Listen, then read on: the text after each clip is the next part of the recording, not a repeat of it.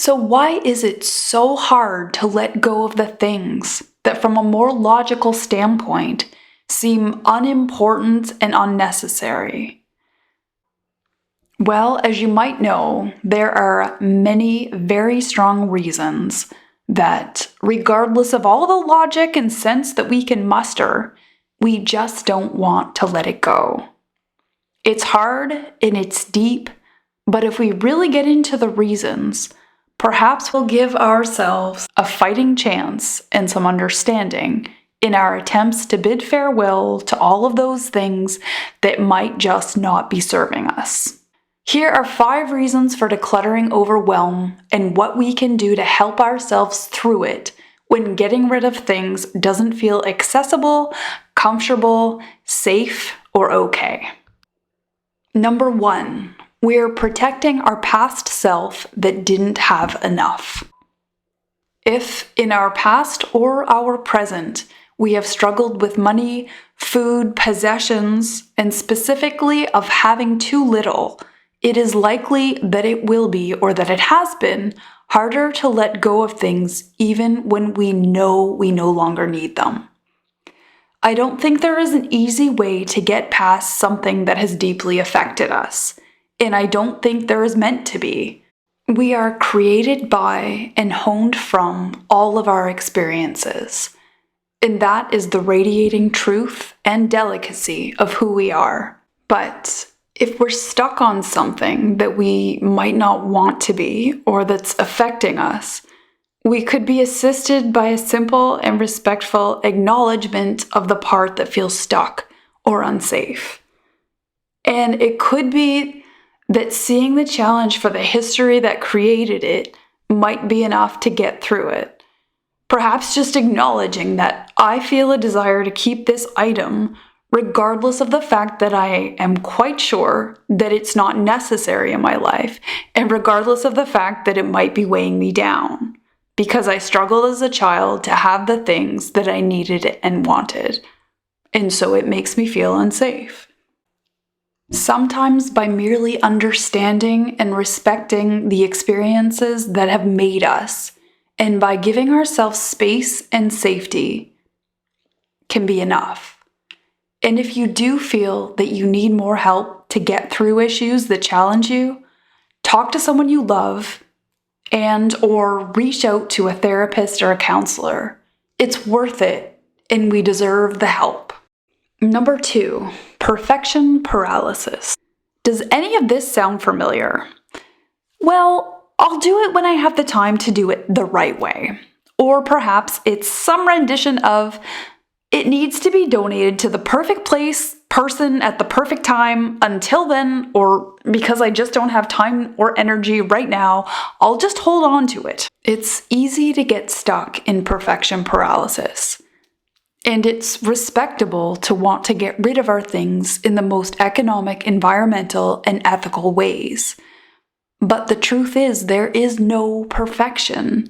And if we live to be perfect, we will get still and stagnant. In our attempts at perfection, we may be keeping ourselves from getting to a position that we'd like to get to.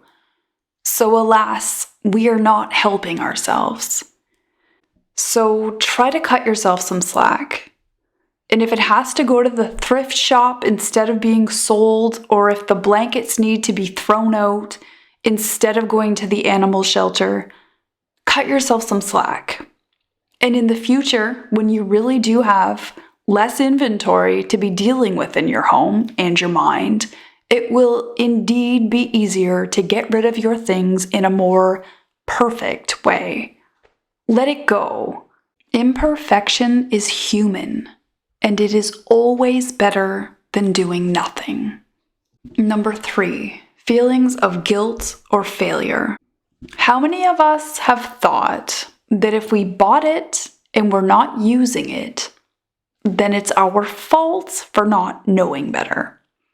And that the only way to remedy our failure is to keep the item in question and use it.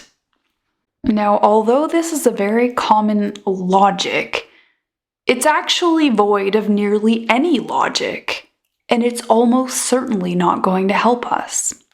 First of all, whatever it is that we bought and are not using, it's not our fault that we haven't been using it. It doesn't work for us. That's all. We likely thought that we would use it, and so be it, we weren't right. So what? As long as we learn from the mistake, we haven't made a mistake. Punishing ourselves for a less than perfect decision will not get our money back. Nothing will get our money back.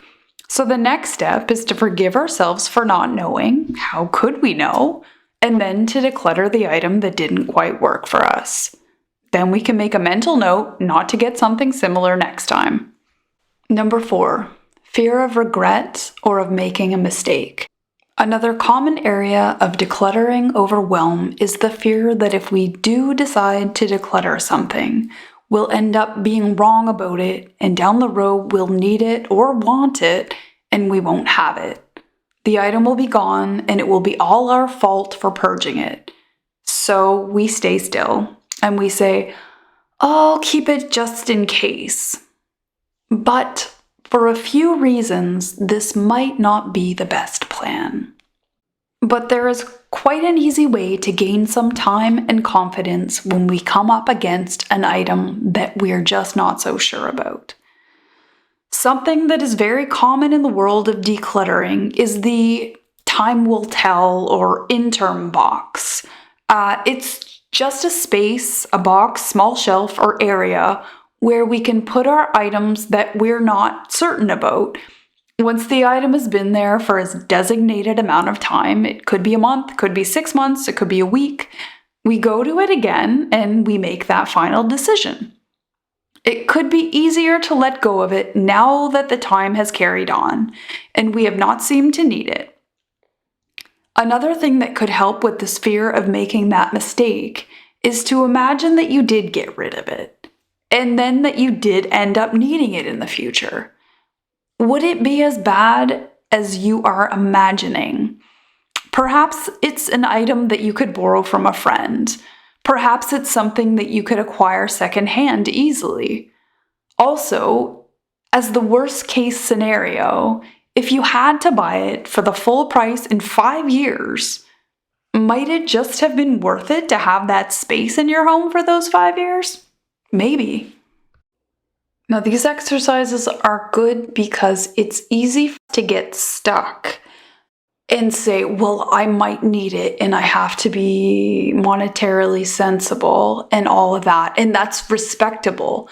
But the thing is, we can get stuck in just keeping everything with that sort of default excuse like, oh, but I might need it. And that's respectable, like I said, but sometimes we probably can get rid of more than we realize or are willing to realize. So it's good to do those exercises, just in case. Number 5, connecting our memories or love to an item. First of all, let's remind ourselves that our memories live within us. We can retrieve them regardless of having a certain item or thing in our presence. However, it can feel easier to reach certain memories when we are in the presence of certain items. And because of this, it's wonderful to keep special possessions for the sake of sparking a memory. However, the more things we keep for this reason, the more we may dilute the power of our sentimental items. A thought like, I remember that Aunt Edna drank from this mug that Christmas. It could be diluting the power of the memories of poor Aunt Edna if we're saving the dishes and cutlery because she used them. Whereas if we have a very few special things that remind us of the person she was or the time we spent together, the power and the memories that they are able to bring forth may well be more potent and also easier to logistically get to.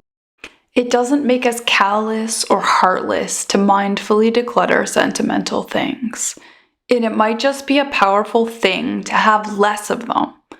The more logistically challenging we make it to enjoy those sentimental items easily and often, the less likely it will be that we will have the time or energy to go to them.